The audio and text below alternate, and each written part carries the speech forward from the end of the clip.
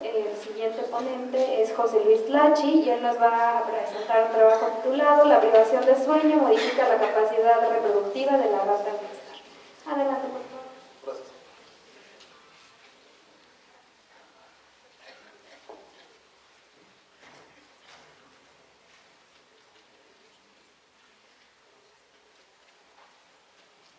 Bueno, gracias por la presentación.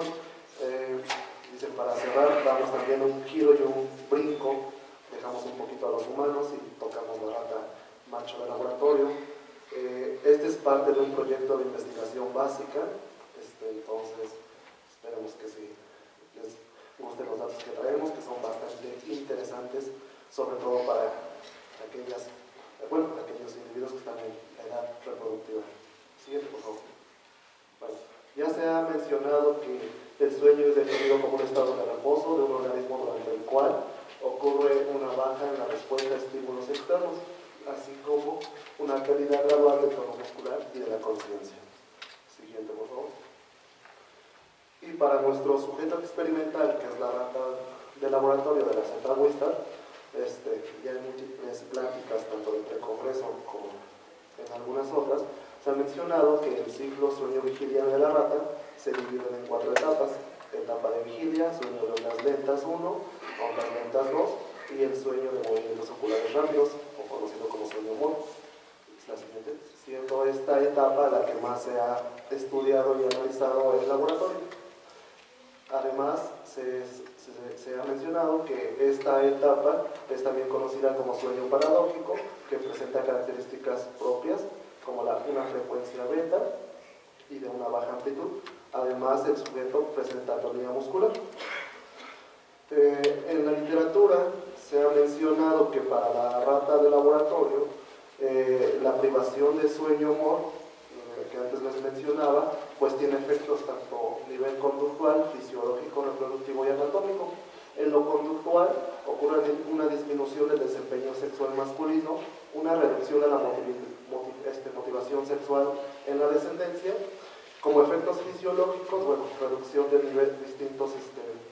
distintas hormonas involucradas, un déficit en la respuesta inmunológica y una reducción en la esteroidogénesis, aquí de manera general.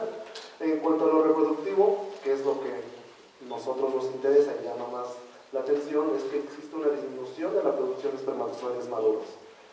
En lo anatómico, una reducción del peso de las vesículas seminales, disminución del peso del óvulo prostático ventral, apoptosis de las células endoteliales y epiteliales de las células secretoras prostáticas y una atrofia del óvulo ventral prostático. A simple vista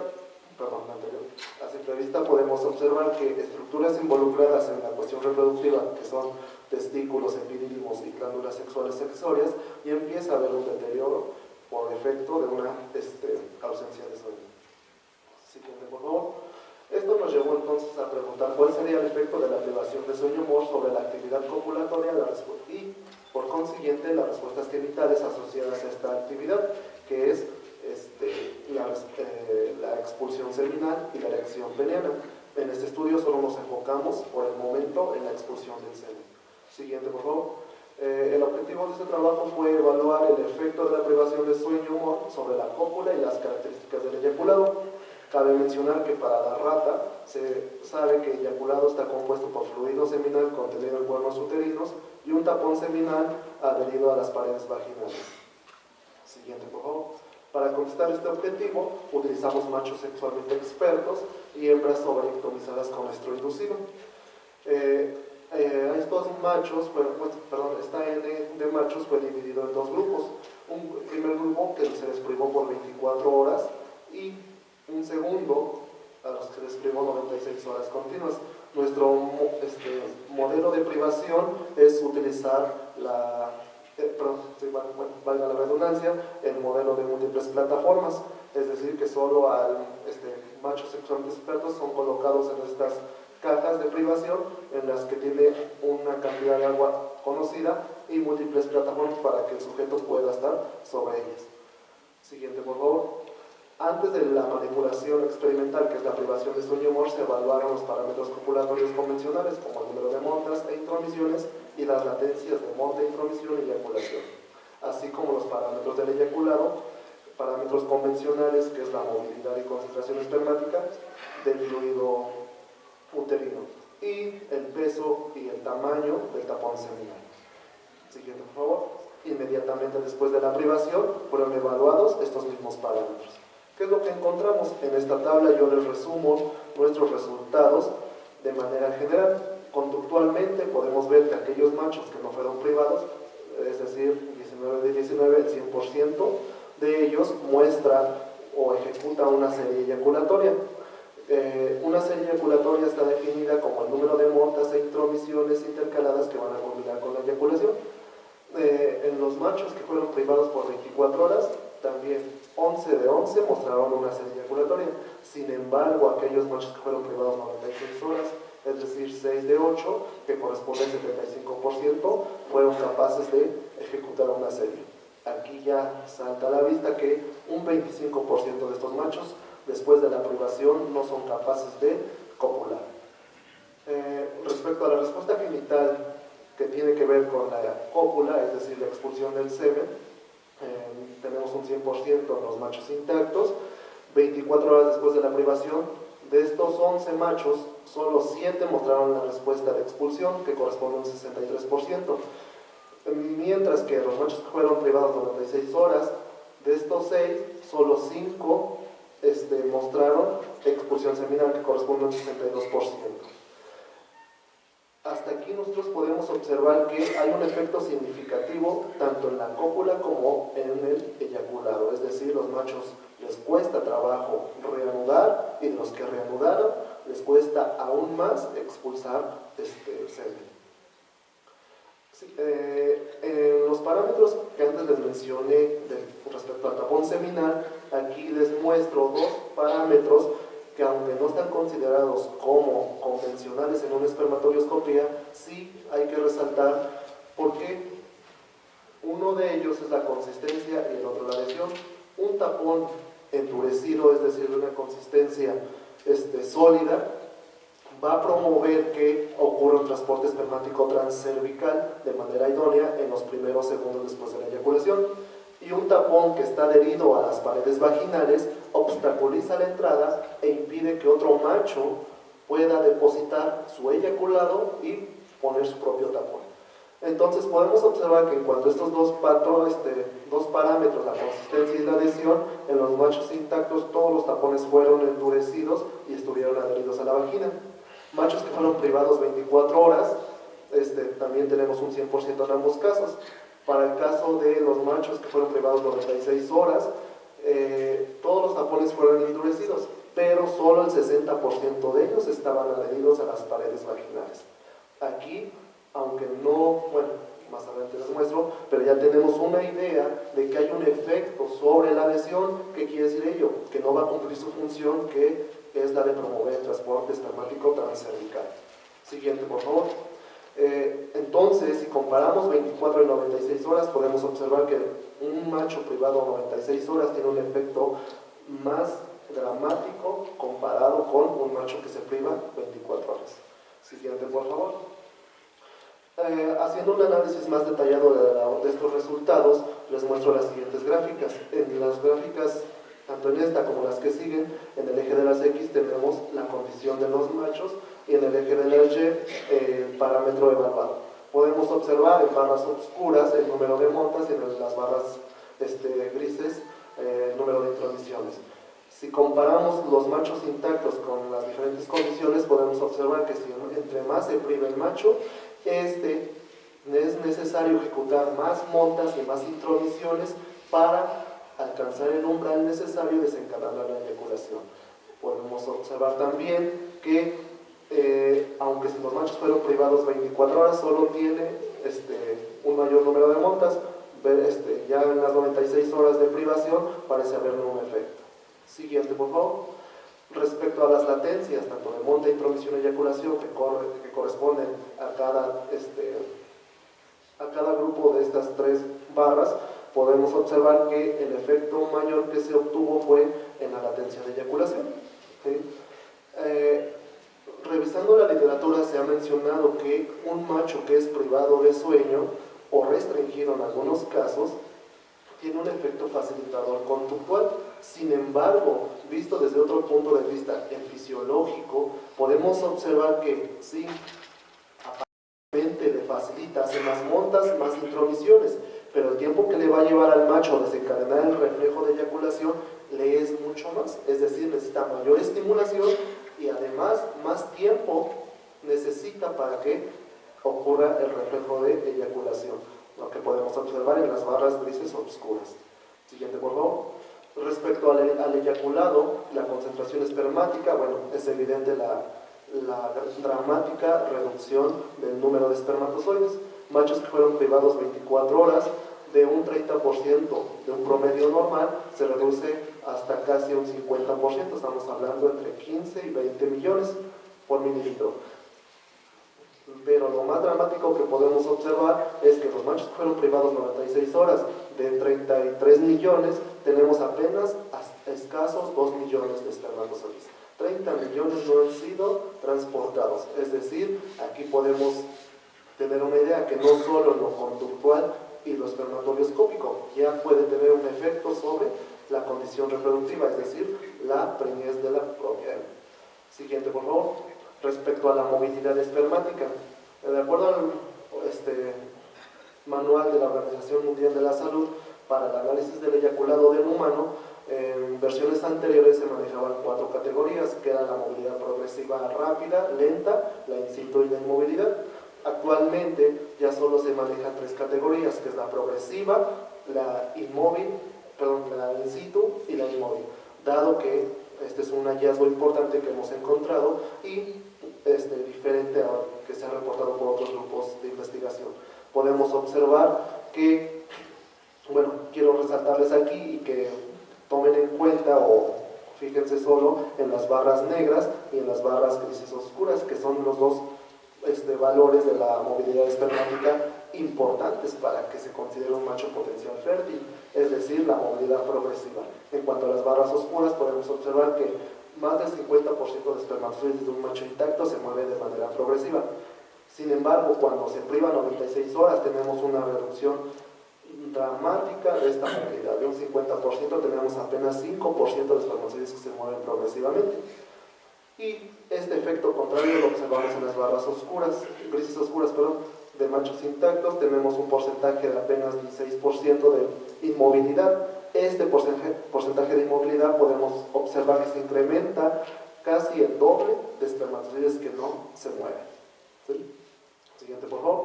Respecto al tapón seminal, el peso parece estar disminuyendo, lo que pudiera estar ocasionando que ya hay un déficit aquí de la actividad secretora de las glándulas sexuales accesorias, particularmente de la vesícula seminal, que es la que va a proveer el 90% del fluido seminal. Siguiente, por favor. Y respecto al tamaño, bueno, también tenemos diferencias estadísticamente significativas, tanto en el largo como el ancho. Esto se puede ver reflejado en la falta de adhesión de un tapón seminal, aunque esté aún físicamente en el orificio vaginal. Siguiente, por favor. Con esto podemos concluir entonces que la privación de sueño MOR facilita el componente ejecutorio de la actividad copulatoria, no así la actividad contráctil de las glándulas sexuales accesorias. Esto de manera indirecta, para corroborar que efectivamente falta una actividad contráctil. Bueno, tendría que hacerse otro tipo de análisis.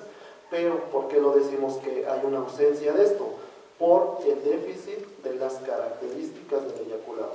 Sabemos que la movilidad espermática tiene que ver con las secreciones proveídas de la glándula prostática y el tamaño por las secreciones de las vesículas seminales. Esta ausencia estaría viéndose reflejada en la capacidad reproductiva de los machos, que está prácticamente abolida. Bueno, les adelanto que para poder contestar esta otra parte, actualmente estamos trabajando con ver la capacidad que tiene un macho para poder preñar a las hembras con las que estaría cohabitando durante 3 ciclos estrales continuos. Así que, gracias, por favor.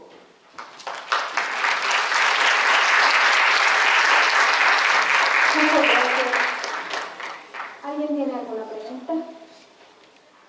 A ver, Andrea.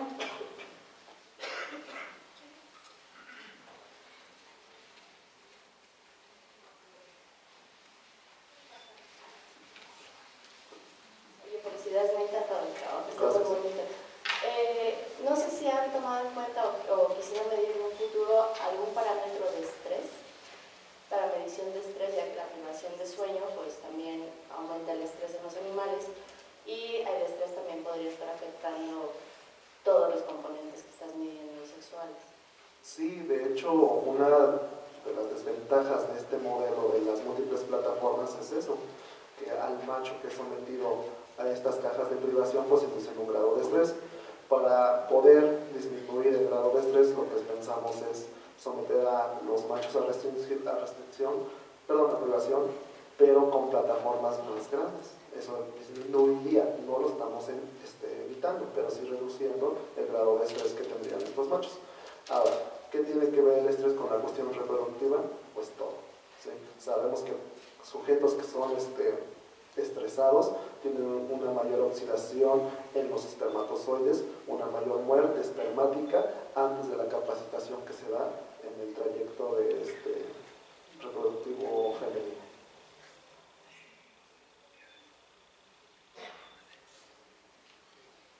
Buenas tardes, felicidades. Gracias. Se me hizo un trabajo muy interesante. La pregunta que tengo más que nada, bueno, sería un comentario, si han considerado el estudio sobre las hembras, por ejemplo, ¿no?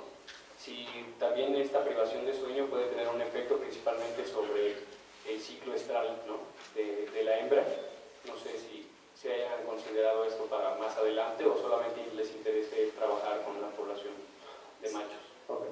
Sí, esta parte que yo les muestro, que nos interesa el macho, no soy machista ni nada de eso, pero mi hembra, aquí nada más lo utilizo como receptora de eyacular, nada más. Para eso me sirve aquí. Por esta condición es que yo utilizo hembras ovarectomizadas con estro inducido, para que en el momento que yo la requiero, pues, sexualmente receptiva, pues la obtenga. Sin embargo, si estamos considerando la condición femenina para la cuestión reproductiva, estudios hechos por Andersen, este grupo de brasileños que trabajan mucho esta cuestión reproductiva, han evidenciado que tanto dependiendo la fase del ciclo como la cepa, hablando de la hembra, tiene que ver con la condición de capacidad reproductiva. Y hay un estudio que aquí les muestro como antecedente que la progenie de madres que fueron privadas previo a la gestación y otro grupo durante la gestación, los hijos machos presentan déficit en la motivación sexual. Entonces, les digo, en esta etapa la hembra no la tomamos mucho en cuenta, pero por esa condición nada más. Claro, ya utilizando hembras con estro natural hay que cuidar esos factores. Muchas gracias.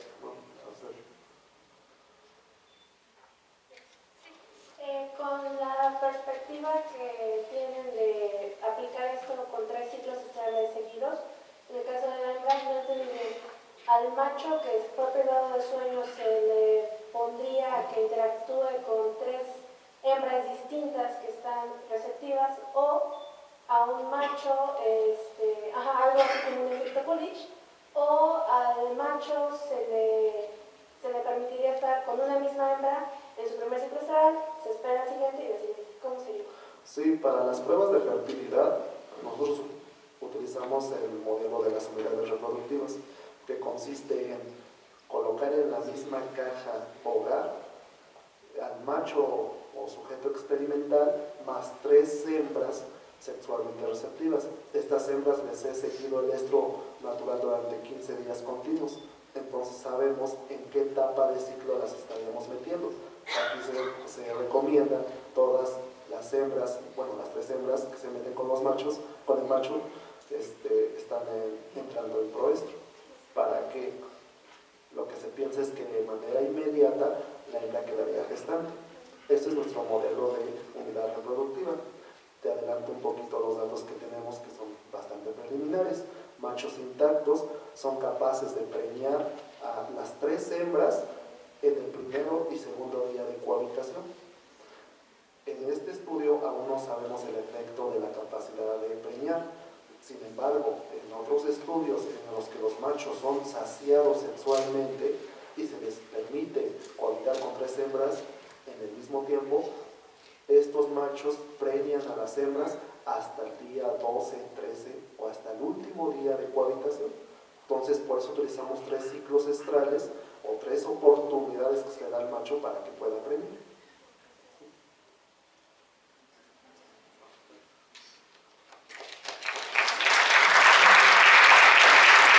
Muchas gracias a todos los ponentes. Con esto cerramos